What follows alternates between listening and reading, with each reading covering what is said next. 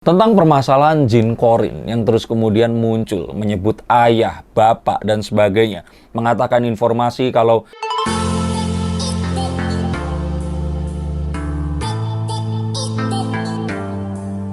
Halo Science Seekers, kembali berjumpa bersama saya Denny Darko. Tidak ada yang namanya misteri, yang ada adalah tanda-tanda yang kita semua coba untuk mengerti. Kasus pembunuhan ibu dan anak di Subang yang mulai mendapatkan atensi dari Kapolri, bahkan Bareskrim dari pusat ini dikirimkan untuk membantu kepolisian setempat memecahkan kasus ini. Sebelum saya memulai, saya ingin sampaikan disclaimer bahwa apapun yang saya katakan ini tidak bertujuan menggiring opini.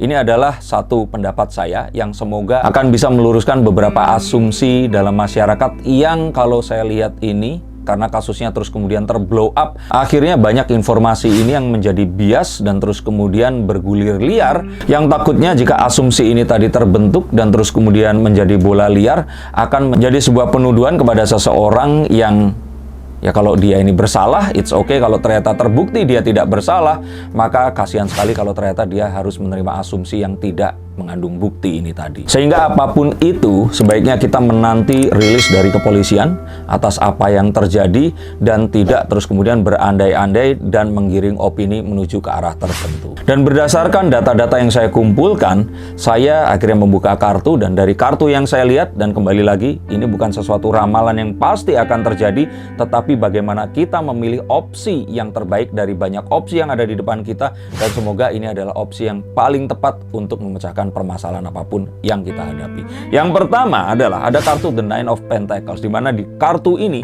sesuatu itu hampir sempurna. Sedikit lagi dan semuanya akan Ten of Pentacles. Tapi Nine menunjukkan bahwa apapun perbendaan yang dikumpulkan, apapun yang bersifat fisikalitas ini tadi akan sudah dikumpulkan, dan ini menuju ke sesuatu yang kita harapkan. Artinya, sepertinya alat bukti ini sudah dikantongi dan cukup oleh pihak kepolisian. Tapi mereka tidak mau gegabah, dilakukan sangat berhati-hati, bahkan perlu untuk mendatangkan tim Bareskrim dari pusat. Mengapa? Karena dalam kasus ini terlalu banyak kemungkinan yang akan bisa terjadi, dan untuk menyelesaikan ini akan lebih baik jika dilakukan sangat teliti, memakan waktu lama daripada gegabah nanti dan akhirnya malah menemukan sesuatu yang tidak sempurna.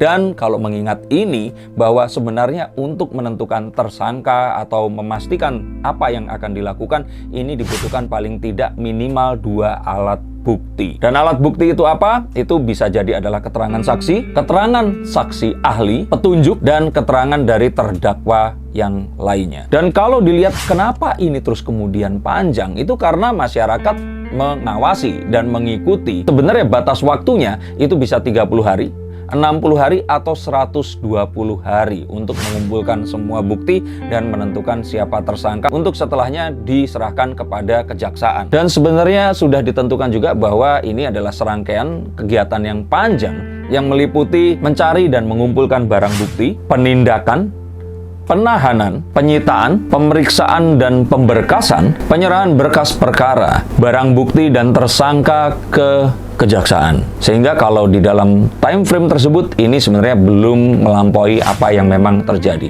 dan akan memang lebih baik dilakukan secara hati-hati dan teliti, karena jangan sampai akhirnya melakukan sebuah keputusan dan menetapkan tersangka kepada orang yang salah. Sekali lagi saya membuat konten ini untuk menjawab keresahan masyarakat yang kenapa kok ini tidak segera selesai. Nah, jawabannya adalah itu tadi, bahwa ini semua masih dalam satu koridor kewajaran, dan yuk kita sabar menanti agar ini semua bisa tuntas dengan maksimal. Dan kalau dari kartu The Eight of Pentacles ini, di mana seseorang bekerja sangat keras, benar-benar melihat down to details dan tidak ingin terlewat, bahkan kalaupun harus beberapa hal ini dilakukan pengulangan, dia akan lakukan. Artinya kepolisian bahkan dalam kondisi sepertinya mereka ini sudah mengantongi siapa ini tersangkanya, tetap melakukan pendalaman, terutama karena motif. Karena beberapa perkembangan informasi yang terus bertambah. Terakhir kemarin juga kita lihat dari bukti CCTV di tempat car wash atau pencucian mobil, ada seorang wanita yang membuang satu kantong plastik, dan ini mulai dilakukan penyelidikan juga menuju ke sana, dan semoga ini semua bisa terungkap dengan sempurna, tidak kurang satu apapun. Dan ini juga harus dilakukan tanpa sembrono dan hati-hati, karena bisa bisa jadi pasal berlapis ini akan diberikan kepada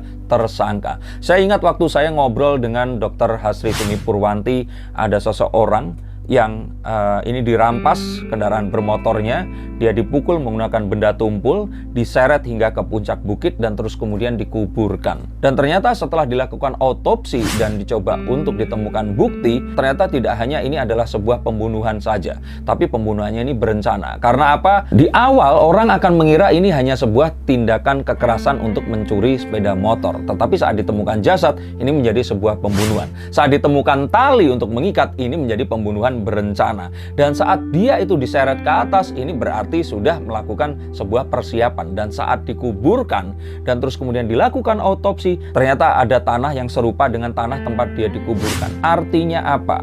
Orang ini tadi dikuburkan dalam kondisi masih hidup.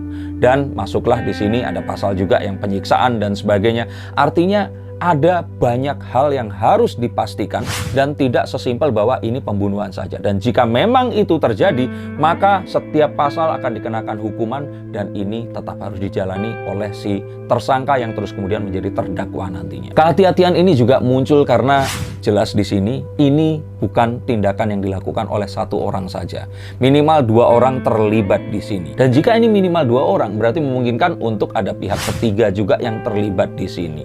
Dan ditakutkan nanti kalau diungkap satu, yang lainnya akan melarikan diri, dan hal-hal seperti itu yang akan membuat pihak kepolisian ini sangat berhati-hati dalam menyelesaikan kasus yang satu ini. Seperti yang juga dijelaskan bahwa saksi dapat menjadi tersangka juga jika ternyata bukti yang ditemukan mengarah kepada dirinya. Jadi di sini memang akhirnya banyak kejadian di mana tersangka atau ternyata dia adalah pelaku ini kemudian berpura-pura menjadi saksi, atau mungkin bukan berpura-pura karena memang dia dianggap mengetahui ini tadi.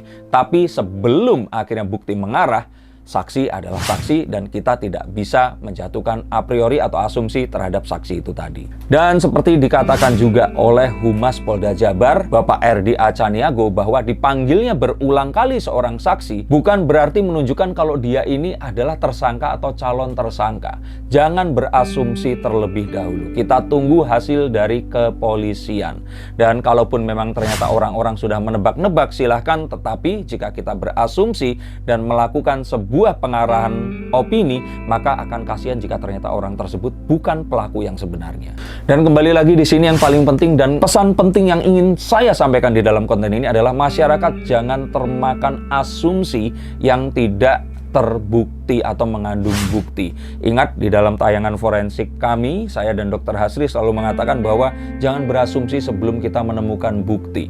Dan memang status hukum seseorang hanya bisa ditentukan saat bukti-bukti ini tadi sudah terkumpul. Dan karena di dalam hukum Indonesia, seseorang ini tidak akan ditentukan bersalah sebelum ditemukan bukti, maka daripada itu yuk kita bersama-sama serahkan kepada kepolisian dan biarkan mereka yang akan menyusun buktinya dan melakukan penuntutan kepada orang yang disangkakan ini tadi. Tentang permasalahan jin korin yang terus kemudian muncul, menyebut ayah, bapak, dan sebagainya, mengatakan informasi kalau mau menuju sholat terus kemudian melihat ibunya ini dibunuh, memvideokan dan sebagainya.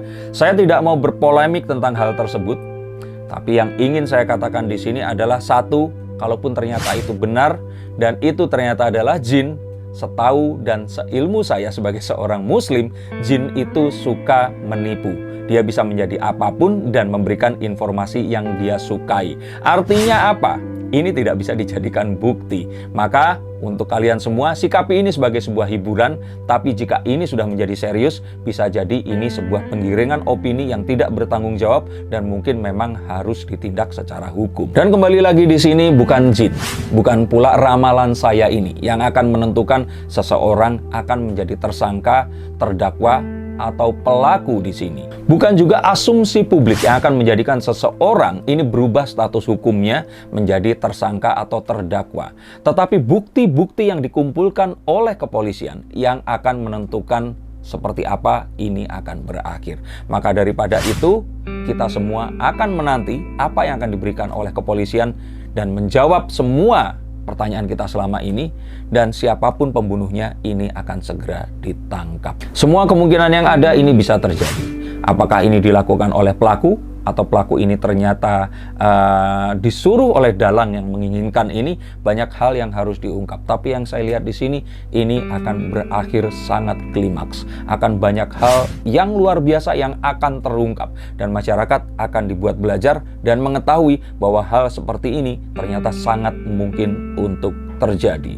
Dan apa yang saya lakukan ini hanyalah membaca tanda dan memberikan kepada kalian. Tapi jika kalian ternyata teliti, ada banyak tanda yang sudah saya berikan di dalam konten ini tadi. Dan jika kalian mengulang lagi, mungkin kalian akan membaca tandanya dan seperti saya, sudah akan mengetahui seperti apa kasus ini akan berakhir.